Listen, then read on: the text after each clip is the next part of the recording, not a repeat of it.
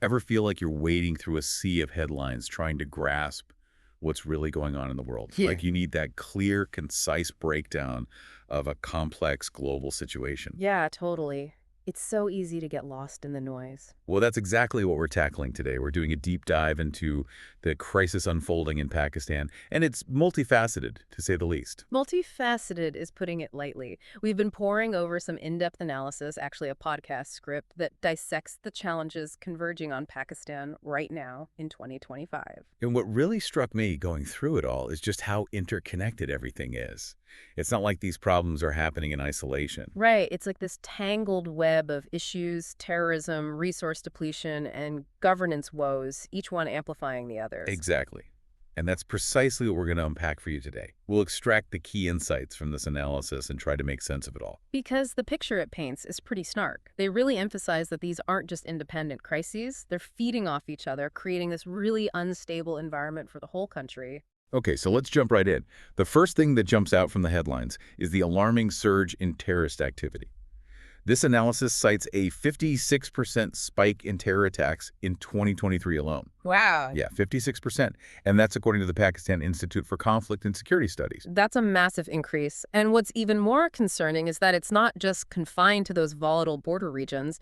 The analysis shows it's spreading throughout the entire country, hitting everywhere from Balochistan to major cities like Karachi. So terrorism, obviously it's not a new problem for Pakistan. It's been a long-standing issue. So what exactly is fueling this current surge? What's different now? Well, they point to a couple major factors. The most obvious one is the vacuum left by the U.S. withdrawal from Afghanistan back in 2021. Makes sense. It seems to have given groups like the TTP, the Tehrik-i-Taliban Pakistan, basically the Pakistani Taliban, space to regroup. Rearm. Exactly. Rearm and strengthen their operations. And they're really exploiting that porous border between Afghanistan and Pakistan. Right, because if your neighbor's house is on fire, it's hard to keep your own house safe, right? Exactly. Yeah. And on top of that, the analysis points to internal challenges within Pakistan itself. Specifically, the lack of a really coordinated counterterrorism strategy. It seems like there's not much unity across the government and various security agencies. It's a kind of a lack of cohesive strategy. But there's also this, and this is kind of unsettling, a historical ambiguity in the state's relationship with certain militant proxies. Ambiguity. So like not being clear on who's an ally and who's an enemy. Yeah, and when you're dealing with groups that use violence, that can backfire big time. For sure. Like, if it's not crystal clear who's on what side, these groups can just operate with impunity. They could even turn on the people who were supporting them before. The analysis then goes on to talk about the rise in sectarian violence as well. Yeah, that was really disturbing, the specific targeting of Shia Muslims and Ahmadis. It shows that this isn't just about attacks against the state, but also about these deep internal divisions. And that's just tearing apart social harmony.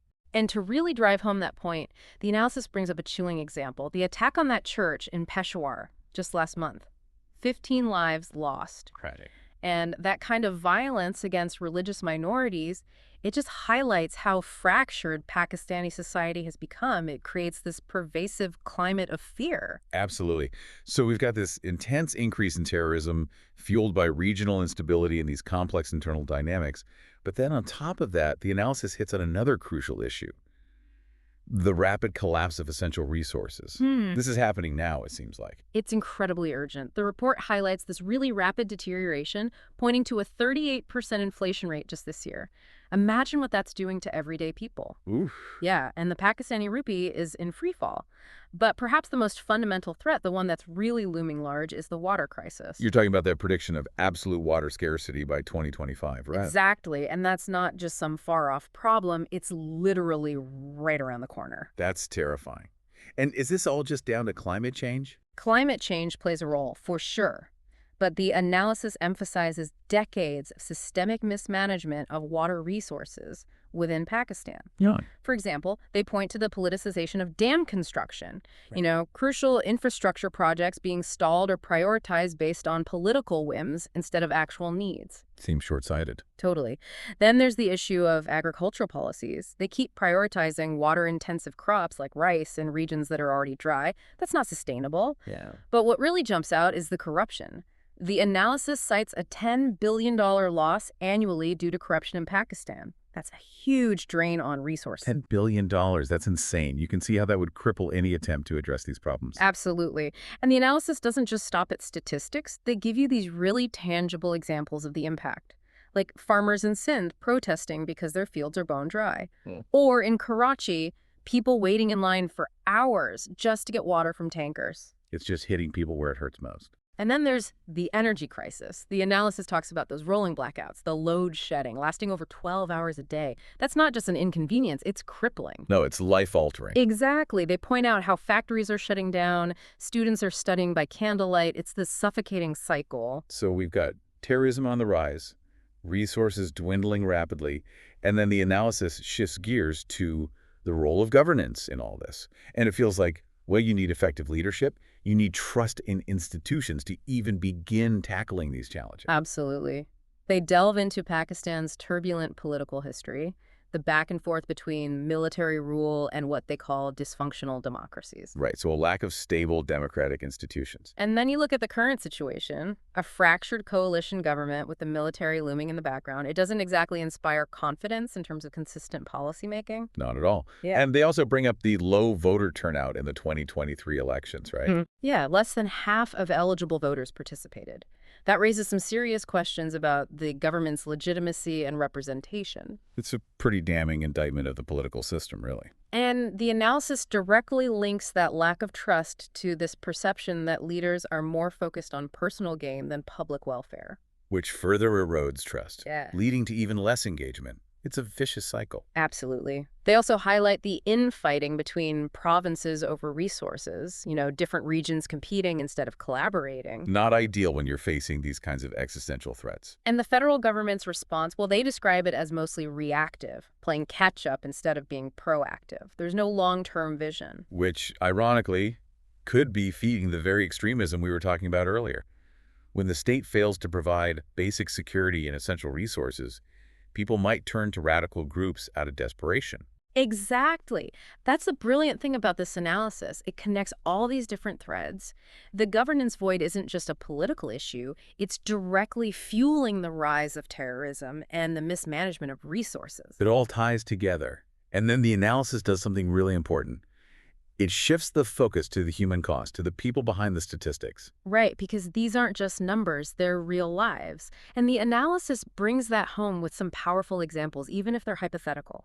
Like, imagine a 14-year-old girl, Zainab from Lahore, having to drop out of school to work because her father was killed in a bombing. Heartbreaking. Or a doctor, Dr. Samir in Karachi, having to perform surgery using a smartphone flashlight during a blackout. It's unimaginable. These are the everyday struggles people are facing. But the analysis makes it clear these individuals aren't just victims, they're survivors. They're showing incredible resilience. Makes you wonder about hope.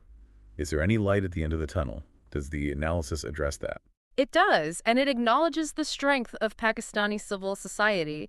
You've got people like Malala Yousafzai, who keeps fighting for education despite the risks. Right. There are tech startups trying to tackle water waste, and brave lawyers defending those unfairly targeted under blasphemy laws. These are positive forces working for change. Grassroots movements. Exactly. But the analysis is also realistic.